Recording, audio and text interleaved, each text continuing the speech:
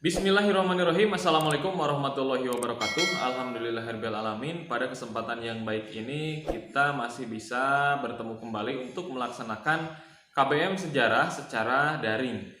Pada pertemuan kali ini kita akan membahas tentang perlawanan fisik abad ke-19 terhadap pemerintahan Hindia Belanda. Perlu kalian ketahui bahwasanya negara Indonesia itu pernah dijajah oleh beberapa negara di dunia. Yang pertama diantaranya itu negara Portugis. Nah, negara Portugis ini merupakan negara yang pertama kali menjajah Nusantara ataupun Indonesia. Kemudian setelah Portugis yaitu VOC. Nah, tetapi VOC ini bukan negara melainkan perusahaan dagang milik Belanda. Nah, setelah VOC bangkrut yang diakibatkan oleh beberapa faktor diantaranya adalah korupsi, kemudian hutangnya sangat banyak, pegawainya banyak yang hura-hura. Akhirnya VOC tidak kuat mempertahankan kekuasaannya di Nusantara. Akhirnya Indonesia diberikan kepada pemerintahan Hindia Belanda oleh VOC. Nah, dengan kata lain, Indonesia langsung dikuasai oleh pemerintahan Hindia Belanda.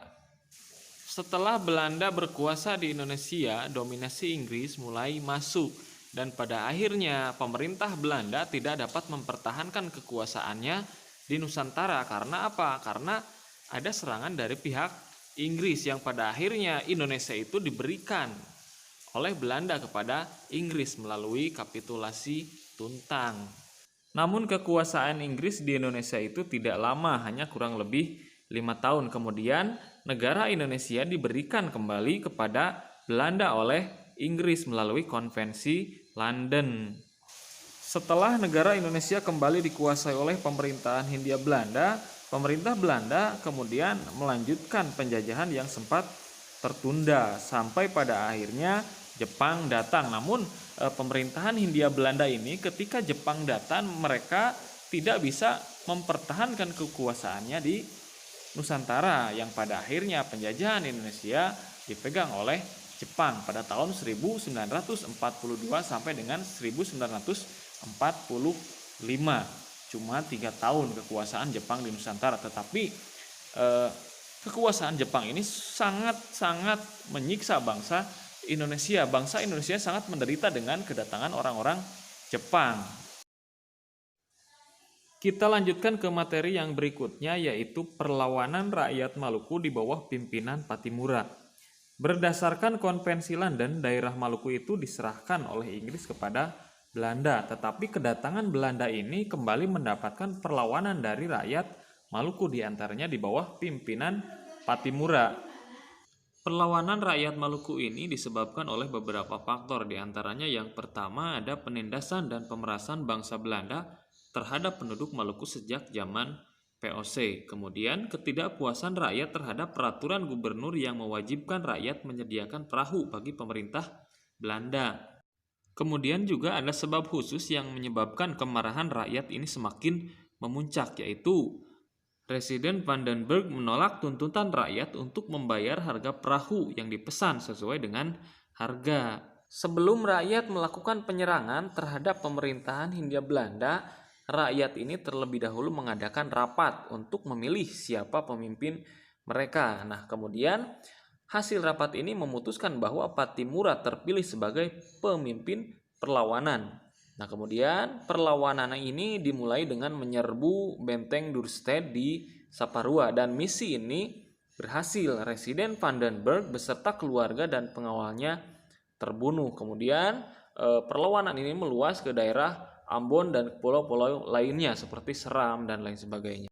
Dengan kelicikan yang dimiliki oleh Belanda, akhirnya para pemimpin perang Maluku ini bisa dibunuh ataupun dihancurkan. Belanda di sini menggunakan politik divide et impera sehingga banyak raja yang diperalat ataupun dimanfaatkan untuk apa? Untuk merebut kembali Saparua dan benteng Duurstede. Nah, dengan gugurnya para pemimpin perang Maluku ini, maka perlawanan rakyat terhadap pemerintahan Hindia Belanda itu berhenti.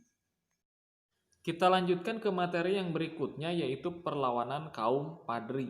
Istilah padri ini berasal dari kata padre yang artinya adalah ulama. Nah, perang ini terjadi di daerah Sumatera, tepatnya di Sumatera Barat.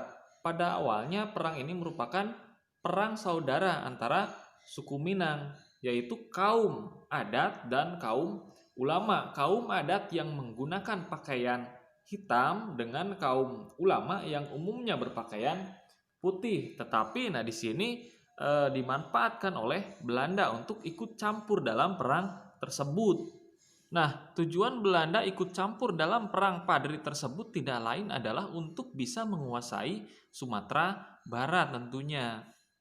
Perlu kalian ketahui bahwasanya ada beberapa faktor yang menyebabkan perang Padri ini. Di antaranya yang pertama adalah perbedaan aliran dalam hal agama Islam. Semula yang berkembang di Sumatera Barat itu aliran tasawuf, sementara muncul aliran yang baru yaitu aliran Wahabi. Kemudian yang kedua, adanya kebiasaan yang kurang baik seperti menyabung ayam, minum minuman keras, rokok, dan lain sebagainya yang dianggap maksiat oleh kaum ulama, sehingga kaum ulama berusaha untuk memberantas kebiasaan tersebut. Kemudian yang ketiga, adanya perbedaan hukum adat dengan hukum Islam tentang kedudukan wanita dan hukum waris, yaitu ada hukum adat matrilineal, sedangkan hukum Islam itu patrilineal. Kemudian yang keempat, terjadinya perebutan pengaruh antara kaum adat dengan kaum ulama. Kemudian yang kelima, ada campur tangan dari bangsa barat, yaitu bangsa Belanda yang menginginkan kekuasaan tentunya. Selain itu, ada juga sebab khusus yang menyebabkan kedua belah pihak ini bertikai. Di antaranya mereka sedang melakukan penyelesaian sebuah permasalahan tetapi gagal, dan pada akhirnya kaum adat ini meminta bantuan kepada pihak Belanda. Nah, perang Padri ini berlangsung dalam 3 periode. Yang pertama yaitu pada tahun 1821 sampai dengan 1825. Pada periode yang pertama ini penyerangan diawali dari kaum Padri melawan kaum adat yang dibantu oleh Belanda. Nah, tetapi dalam hal ini Belanda ternyata mendatangkan pasukan dari Batavia di bawah Letkol Raff dan berhasil mendirikan benteng di Batu Sangkar. Nah, ternyata Imam Bonjol pun pasukannya semakin bertambah besar dengan pusat pertahanannya berada di Marapalam, Rao-Rao, dan Alahan Panjang. Nah, karena perang Padri ini bersamaan dengan perang di Ponegoro di Jawa, maka Letkol Raff ini menggunakan siasat berunding dan terjadilah yang namanya Perjanjian Padang yang isinya yaitu kedua belah pihak untuk tidak saling menyerang. Kemudian periode yang kedua yaitu tahun 1826 sampai 1830. Nah, periode ini merupakan periode pertengahan dan bagi Belanda dimanfaatkan untuk ambil napas. Namun pertempuran antara kaum Padri melawan Belanda dan kaum adat ini masih berlangsung. Ternyata pada periode pertengahan ini Belanda memperkuat kedudukannya di Bukit Tinggi dengan membuat benteng Fort de Kock. Belanda juga menembaki daerah Pariaman karena rakyat ini menentang monopoli yang dilakukan oleh pemerintah Belanda. Nah, dalam hal ini Belanda ternyata tidak hanya memonopoli cengkeh, pala, ataupun lada, tetapi garam juga dimonopoli oleh Belanda. Kemudian periode yang ketiga yaitu tahun 1831 sampai 1836. Nah, pada periode ini perang di Ponegoro di Jawa itu sudah selesai dan akhirnya Belanda ini mendatangkan pasukan dari Jawa untuk menyelesaikan perang Padri. Nah, dalam hal ini bantuan yang datang diantaranya ada Sentot Alibasa Prawiro Dirjo bekas Panglima di Ponegoro, tetapi justru malah membantu kaum Padri. Dan pada akhirnya pertempuran ini dimenangkan oleh Belanda. Imam Bonjol ditangkap oleh Belanda dengan menggunakan siasat perundingan dan dibawa ke Batavia kemudian diasingkan hingga wafat. Dan akhirnya seluruh Sumatera Barat ini jatuh ke tangan Belanda. Kemudian yang selanjutnya yaitu perlawanan Sultan Baharudin dari Palembang pada tahun 1819 sampai 1825. Nah, sebab-sebab perlawanan yang dilakukan oleh Sultan Baharudin ini yaitu antara lain penyerahan kembali kekuasaan Indonesia dari Inggris kepada Belanda. Pada tahun 1819, Sultan Baharudin ini melakukan perlawanan terhadap Belanda melalui Sungai Musi. Nah, tetapi perlawanan ini dapat digagalkan oleh Belanda. Kemudian, perlawanan dilanjutkan oleh Sultan Najamuddin II. Nah, tetapi perlawanan Sultan Najamuddin II ini tetap bisa diselesaikan oleh Belanda. Kemudian, Kesultanan Palembang akhirnya dihapuskan oleh Belanda.